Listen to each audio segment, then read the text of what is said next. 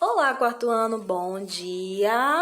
Olha para aqui novamente, quarta-feira, dia 23 de setembro. Ontem, nós encerramos os nossos testes da terceira unidade. Agora vamos continuar neste caminho, estudando rumo à educação, não é? Então, começando os nossos estudos de hoje, a Pro trouxe para vocês uma aula de história. Na nossa aula de hoje, nós iremos falar sobre as capitanias hereditárias, né? Que é uma continuação do assunto anterior, acerca do período colonial que nós estudamos, né, na disciplina de História. Meus amores, logo, né, no início do descobrimento do Brasil, o rei de Portugal ele precisou ocupar e colonizar o Brasil. Nós já aprendemos, né, o porquê que ele tinha essa necessidade, correndo o risco de perder o território brasileiro, né, para os franceses, holandeses, através de algumas invasões. Mas Portugal ele não conseguiu se instalar logo de imediato no Brasil, não conseguiu ali demonstrar todo o seu domínio. Sabe por quê? Porque colonizar o Brasil tinha altos custos, custava muito caro para a coroa portuguesa. E a coroa portuguesa não estava ali com recursos financeiros suficientes para arcar com essa colonização, para enviar as pessoas para construir, ou seja, começar do zero, a colonizar um país, né?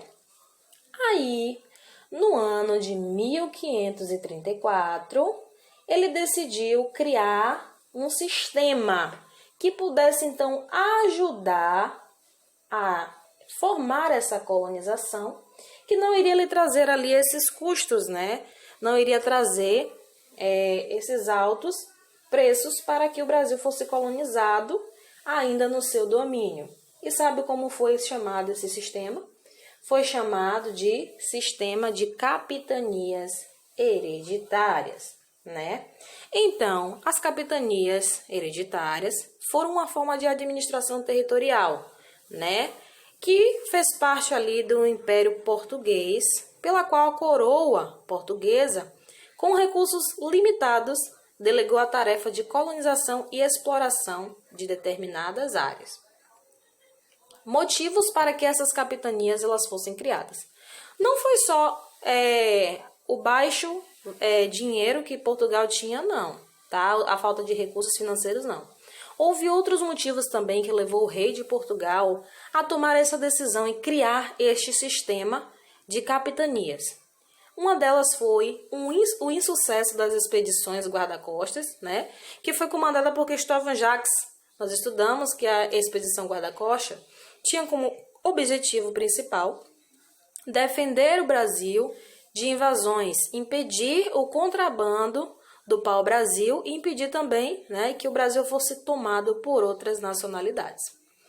Também aqui, né, houve um momento de crise de Portugal com o comércio do Oriente, as especiarias, houve baixa nos lucros e Portugal ficou em uma situação em que ele não viu outra opção a não ser olhar 100% para o Brasil. E também a questão do aumento do tráfico do pau-brasil. Mesmo com todas essas expedições, mesmo com as vigílias, os homens apostos para combater e impedir esse contrabando, ele acontecia, né? E também a presença de estrangeiros no Brasil, principalmente os franceses, né? Que estavam ali em busca de uma brecha para tomar o Brasil. Aí vamos lá, em 1534 foram criadas aí 14 capitanias, que foram divididas em 15 lotes. Então, 15 porções de terra que conferiram ali, né, que estavam ali sendo denominadas como capitanias hereditárias.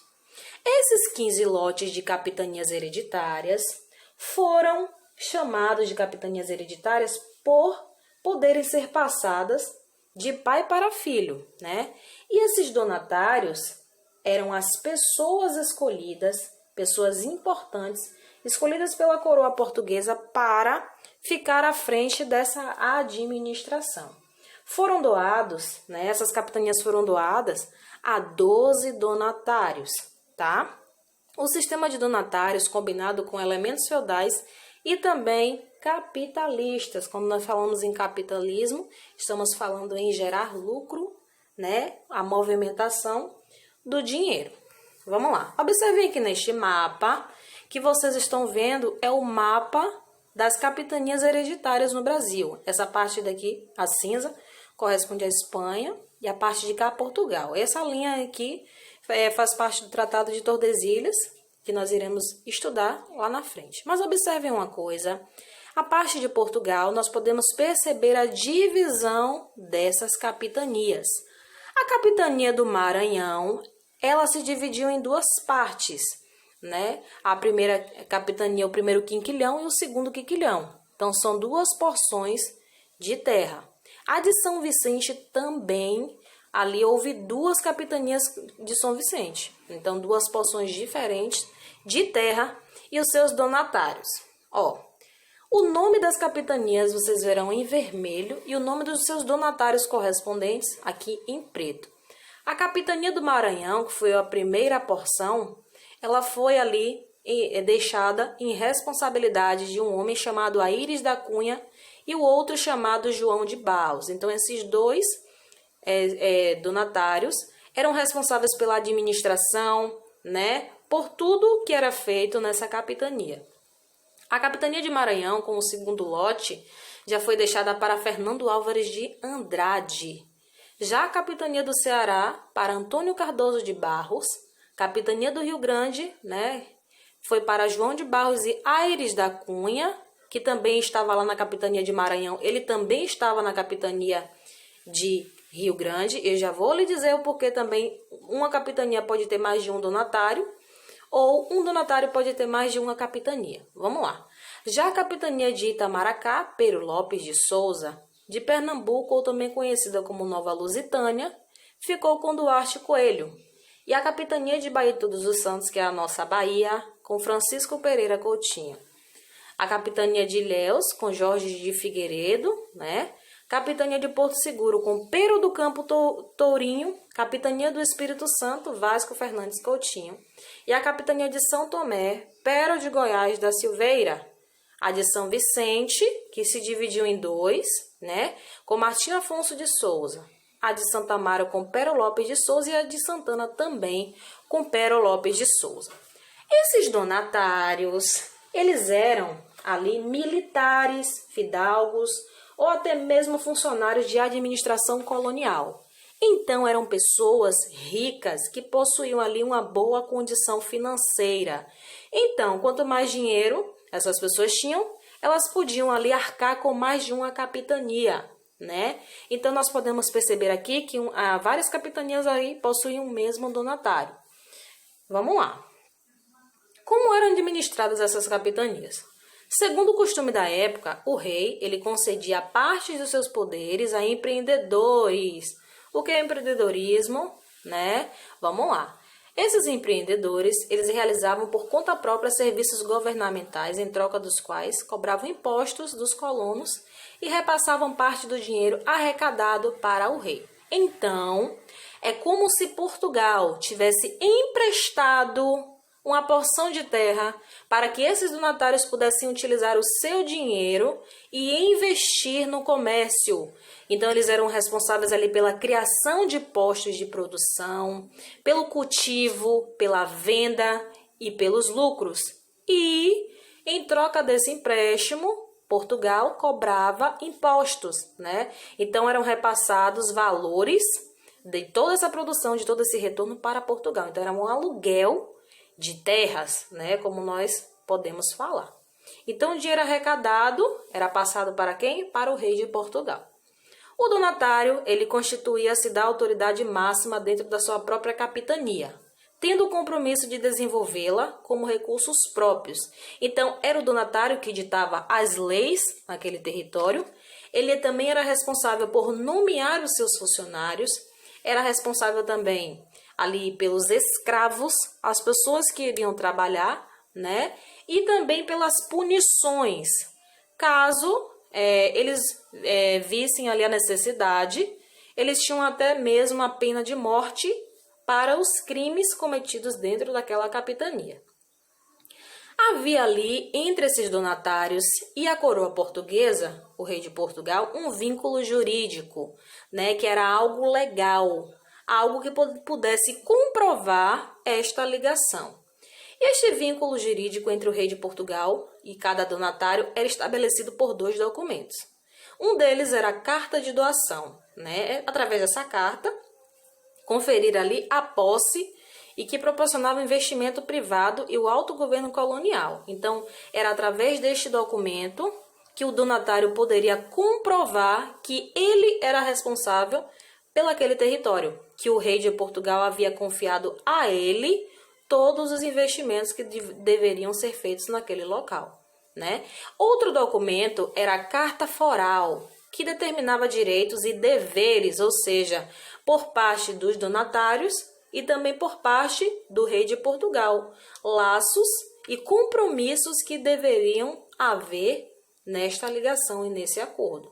Esse foral das capitanias, né, foi utilizado como modelo, que foi o de Pernambuco, que serviu como modelo para as outras capitanias do Brasil. Então, havia 2 documentos. Pela primeira carta, que era a Carta de Doação, o donatário ele recebia posse de terra, né? E era comprovado que ele estava ali administrando aquele território, podendo transmiti-la aos seus filhos. Então, já entra a questão da capitania hereditária, né? Então, quando um donatário morria, o seu filho assumia a posse. Os donatários eles tinham como missão fundar vilas, distribuir terras a quem eles desejassem, já que eram deles, né? Portugal havia dado para a sua administração, eles poderiam doar para quem eles quisessem. Cultivá-las e construir engenhos, né? Então, esta aqui era a função das capitanias hereditárias, né? Foram criadas com este objetivo de popularizar o Brasil, colonizar, trazer pessoas para trabalhar, para movimentar a economia, né? E criar assim uma população. Com isso, Portugal tinha o domínio sobre o Brasil, o dinheiro que era gerado aqui através do comércio, né, era levado para Portugal. E que comércio era esse, Pró? Observem uma coisa. O sistema de capitanias, eles não tiveram ali muito sucesso. Esses donatários que vieram para o Brasil, né, esses 12 donatários, encontraram dificuldades de administrar os seus comércios, ou seja, de produzir os produtos necessários que fossem ali adaptados ao ambiente e também a venda e também pessoas para trabalhar. O que aconteceu? Naquele período, a cana-de-açúcar ela era muito popular, ela se popularizou, foi ali um produto de alto custo. Então, sabendo disso, 2 dessas capitanias investiram na produção do açúcar, né? Dentre essas capitanias, foram uma delas ali a capitania de São Vicente, né?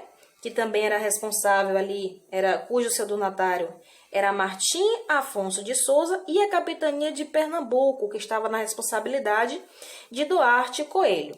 A capitania de São Vicente, ela prosperou devido ao cultivo dessa cana-de-açúcar e à criação de gado. Já a capitania de Pernambuco, ela conseguiu se desenvolver por causa da plantação de cana-de-açúcar também, né? Que também era chamado de massapê, e também o seu solo era propício para este cultivo. Então, essas 2 capitanias conseguiram obter sucessos com os seus objetivos, que era produzir o lucro, né? Mas as outras, elas não tiveram tanto sucesso como a capitania de São Vicente e a capitania de Pernambuco.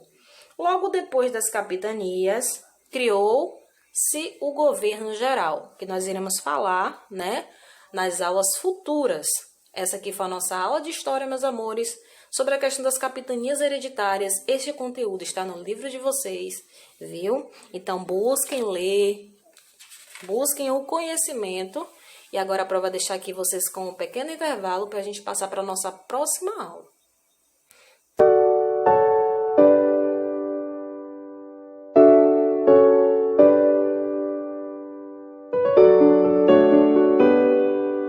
Pronto, meus amores, depois da aula de história, depois do intervalo, nós iremos começar aqui com a aula de artes, né? Hoje nós iremos falar sobre a arte musical. Vamos lá.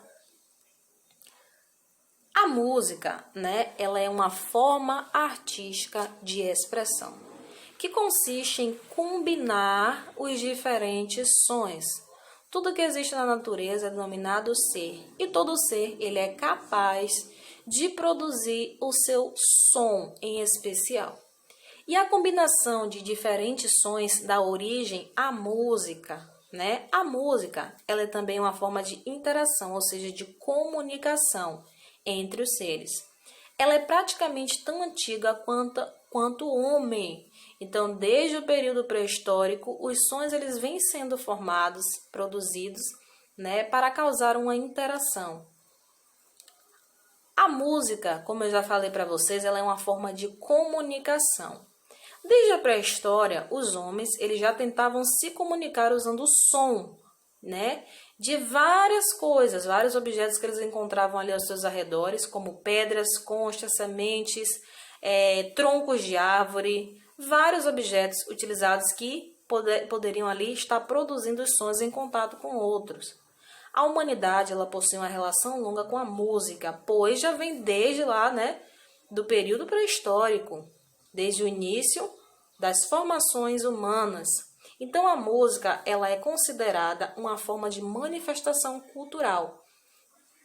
Ainda na pré-história, né, que há muito tempo atrás, há cerca de 50 mil anos, os seres humanos eles começaram a desenvolver ações sonoras, a prestar mais atenção nos sons, nos barulhos, ruídos que os seres produziam.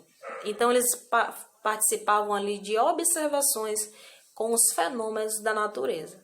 O ruído das ondas na praia, os trovões, a comunicação entre os animais, porque até mesmo os animais possuem o seu som, né? A gente sabe que o cachorro ele late, tem o seu latido, o gato tem o seu miado, entre outros animais, né? Até mesmo as batidas do coração, tudo isso, todos esses sons naturais acabou influenciando os seres humanos a explorar ainda mais este universo sonoro, os sons, até mesmo os sons que o nosso próprio corpo produz.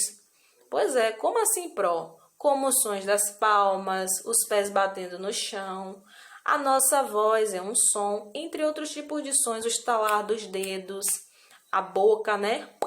Que também faz esse som. Ou seja, a música, ela vem através de todos esses ruídos, todos esses barulhos misturados em uma coisa só. A música ela é um tipo de arte que trabalha com a harmonia entre os sons. Então, ela tem muito a ver com a sentimentalidade. Ela também tem a ver com o ritmo, a melodia e a voz, né? Que irão envolver ali diferentes tonalidades, volumes, entre outros. Todos esses elementos são importantes e podem nos transportar para outro tempo e espaço, resgatar memórias e reacender emoções. Então, a música ela é considerada uma arte justamente por ter a capacidade de tocar a nossa parte sentimental, de ir no profundo dos nossos corações, trazendo lembranças, nos fazendo refletir e pensar melhor sobre determinadas coisas. A música ela passou por algumas evoluções de acordo com o tempo, né? Novas tecnologias e suportes para a gravação e divulgação musical ajudam a popularizar essa linguagem artística. Então foram criados objetos que pudessem captar os sons, que pudessem ali também juntar esses sons, registrar de maneira mais clara a música e projetar também ali, né, cantores. Quem eram os cantores? As pessoas que utilizavam a sua voz como arte, como utensílio para formar a música.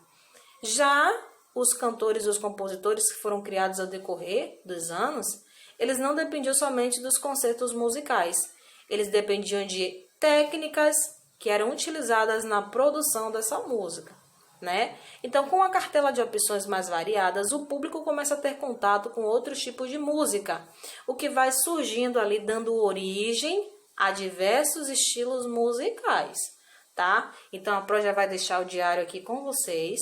Livro de História, página 107 e 108. Livro de artes, página 91 e 92, relacionada à música. E a Pro também já vai deixar um trabalho de artes para vocês, tá? Esse trabalho, ele deve ser entregue, hoje é quarta-feira, não é isso, quarto ano? Então, vocês podem estar entregando até a semana que vem esse trabalho de artes. Observem a postura de apresentação de vocês. Tem vídeo que vocês mandam para mim sentados. Quarto ano apresentar seminário ou algum trabalho sentado? Não. Sem farda. Quarto ano não apresenta trabalho sem farda. Lendo. Eu dou tempo suficiente para vocês estudarem, se aprimorarem, entrarem num assunto, se prepararem para não precisar ler. Então, a Pro sempre está postando os vídeos no Facebook, mas eu não posto vídeo de quem está lendo, de quem está sentado, quem está sem farda. Não pode isso. Vocês são quarto ano, é momento de vocês já darem uma seriedade maior aos seus trabalhos escolares, né? Então, aqui a gente precisa o quê? Fazer uma pesquisa sobre um estilo musical. Vocês vão escolher um estilo musical, tá bom? E vão produzir um cartaz. Nesse cartaz vocês irão apresentar a origem da música, tá? Se quiserem só deixar imagens no cartaz e vocês mesmos falando, Pro, eu vou falar sobre o rock. O rock surgiu em tal país, em tal ano. É um estilo musical que consiste em sons mais graves, sons mais tal. Vocês vão contar mais sobre o estilo musical. E trazer também algumas curiosidades falando, né, sobre o desenvolvimento desse estilo musical que vocês escolheram ao longo do tempo. Pro, eu vou falar sobre o rap, né? O rap, ele surgiu lá nos Estados Unidos e tal, dependendo ali da origem, em tal ano, em qual século, se for necessário, vocês vão estar falando, apresentando o trabalho de vocês para mim. Ok? Olhem lá esses vídeos que vocês mandaram para mim. A importância deles é que irão contribuir para a sua qualitativa. Entenderam, né, meus amores? Caso vocês ainda não tenham dúvida, tá? Pode estar me perguntando no PV, que a Pro está aqui disponível para te ajudar. Beijos!